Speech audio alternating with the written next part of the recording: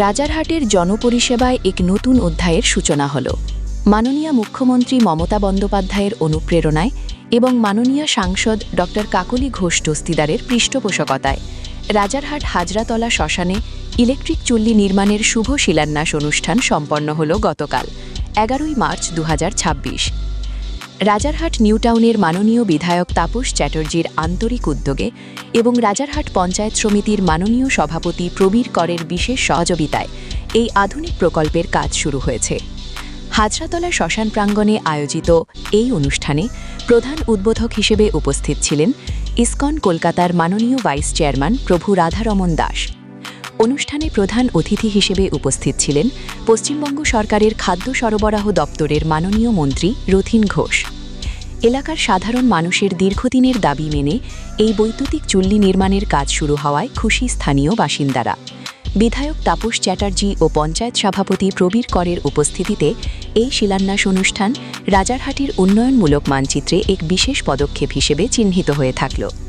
দেখতে থাকুন Bengal news TV. অনুরাগ থাকে, তাপসবাবু অ্যাকচুয়ালি একটু অন্যভাবে করছে, সেইটা খুব ভালোভাবে করেছেন। এর জন্যে আমরা আসি সব ব্যাপারে ওনার, এবং আমার মনে হলো যে এই অন্তিমকালে মানুষের এটা খুব, বিশেষ করে হিন্দুদের একটা পবিত্র বিষয় থাকে, তা সেই জায়গাটাকে রেনোভেট করে উনি বৈদ্যুতিক চুল্লি বসিয়ে এলাকার মানুষের উপকার করবেন। সার্বিকভাবে শুধু এই এলাকার মানুষ না, আমাদের বিধানসভা এলাকার মানুষ, অন্য এলাকার মানুষ এটা সুযোগ পাবে। সেটা একটা বড় কাজ। আমি ধন্যবাদ জানিয়েছি সেই জন্য যে তাপসবাবু এগোন, আমরা আছি। দেখুন, এটা দীর্ঘ রাজারহাটে আমি ছোটবেলা থেকে এখানে মানুষ, ছোটবেলা থেকে প্রায় 50 বছর অতিক্রাম করি রাজারহাটেই আমি।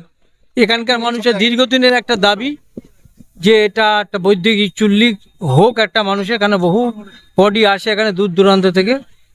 বিশেষ করে আমরা এইখানে যদি চুল্লি শুধু রাজারহাট উপকৃত হবে না, আশপাশের এলাকার বিধানসভাগুলোও কিন্তু উপকৃত হবে মানুষ এখানে ইলেকট্রিক চুল্লির। সেই দিক দিয়ে বিচার করে অনেকের দাবি, অনেকে অনেক প্রতিশ্রুতি দিয়েছিলেন, অনেক কিছু আশা জেগেছিল মনে, কিন্তু বিধায়ক তাপস চ্যাটার্জি শুধু প্রতিশ্রুতি দিয়ে থাকেন না, তিনি বাস্তবে রূপায়িত করার একটা প্রবণতা দেখিয়ে গেলেন আজকে এই মানুষের জন্য। আমি মনে করি যিনি প্রতিশ্রুতি দেন উনি কাজও করেন।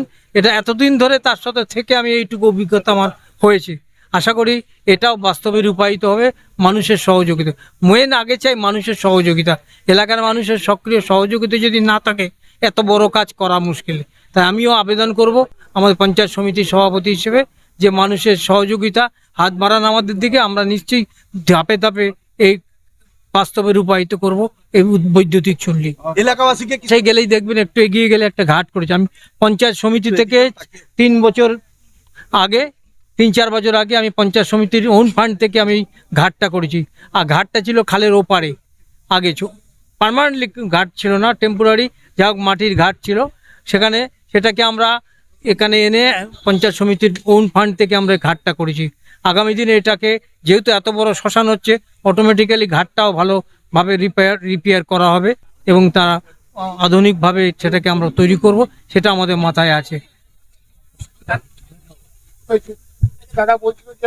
হ্যাঁ, ওখানে যেহেতু দাহ করার পরে স্নান করতে হয়, এটাকে ভালোভাবে পরিচ্ছন্ন করে ওটাকে ঘাটটা বাঁধিয়ে দিয়ে আরও সুন্দরভাবে তৈরি করতে হবে। ওখানেই যাদের পরিবারে যারা দাহ করবেন তারা অস্থি ফেলে পিছনে একটা আর জমে, সেখানে তারা স্নান করে তারপর তারা বাড়ি যাবেন।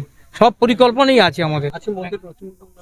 এই হচ্ছে রথীনদার বিধানসভা কেন্দ্র, শুধু একটা ক্যানেলের ডিফারেন্স। এবং আমরা যেমন সবসময় রথীনদার এলাকার যে কোনো সমস্যা নিয়ে আমরা মাথা ঘামাই, তেমনি রথীনদাও যে কোনো সমস্যা আমরা তার কাছে গেলে ওপারের উনি সলভ করেন, আমাদের নিজের মনে করে তিনি পাশে দাঁড়ান।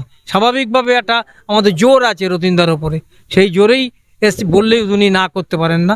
আজও এসে হাজির হয়েছেন, প্রায় 1.5 ঘন্টা অতিবাহিত করে গেলেন। চুল্লি আমরা আজকে শিলান্যাস করলাম, প্রায় 4.5 কোটি টাকার ওপর ব্যয় আমরা এটা করবো। 1 বছর 3 মাসের মধ্যে এটা কমপ্লিট করার একটা কমিটমেন্ট আমাদের আছে। সব মানুষের সাহায্য করে ট্রাস্টি বোর্ড থেকে ট্রাস্টি বোর্ড হয়েছে।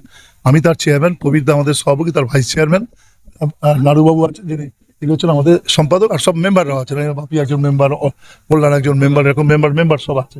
এরা সবাই মিলে থেকে আমরা এই কাজটাকে করছি। আশাবাদী যে কাজটাকে আমাদের আরো 2 বছর ধরে আমরা কাগজ তৈরি করতে একটা সময় লেগে গেছে, এটাকে আমরা বিষয়টাকে রাখবো। 1 বছর 3 মাস বললাম তো আমরা, 1 বছর 3 মাসের মধ্যে করা আছে। এইবার দেখুন টাইম একটু এদিক ওদিক মানে হতে পারে ফান্ড পড়ে, তবে আমি একটু বলছি ফান্ড আমি বেঁচে থাকলে ফান্ড কোনো অসুবিধা, ফান্ড যেখান থেকে পারি জোগাড় করবো। আর সবাই আমাদের রাজারহাটের মানুষ ক্লাব এরা খুব আবেগী, এরা নির্দেশিকা বিষয়গুলো মানে করা হবে। অলরেডি আমাদের কিছু টাকা ওটা আছে, আমি পরিমাণ বলতে পারবো না, কিন্তু প্রায় ভালো টাকা কিন্তু কিছু ওটাও আছে, রক্তদান ইত্যাদি করে, সেটা আমরা হাত টাচ করিনি কারণ আছে। এইবার আমরা অ্যাকাউন্টটা হয়ে গেলেই টাচ করবো। আমরা প্রথম মিটিংটাও ডাকবো কে অ্যাকাউন্ট অপারেট করবে, চেয়ারম্যান তো করেন, আমরা 3 জন আমি প্রস্তাব করেছি, নারুদাও একমত হয়েছে, আমি প্রবীরদা আর নারুদা 3 জনের মধ্যে 2 জন সই করবো আর থাকবে। এটা আমরা অ্যাকাউন্টে প্রথম অ্যাকাউন্ট থেকে বিষয়গুলো করবো, কারণ যাতে ঠিক ব্যাপারটাকে রাখে একটা ভালো অডিটর সংস্থাকে যুক্ত করবো, যিনি সবটা অ্যাকাউন্ট যেন স্বচ্ছভাবে, যে মানুষ 5 টাকাও দিয়েছে সেই যাতে মানুষ তার হিসেবটা পায়, তালিকা তুলে দেওয়া হবে। দেখতে থাকুন, সঙ্গে থাকুন বেঙ্গল নিউজ টিভি।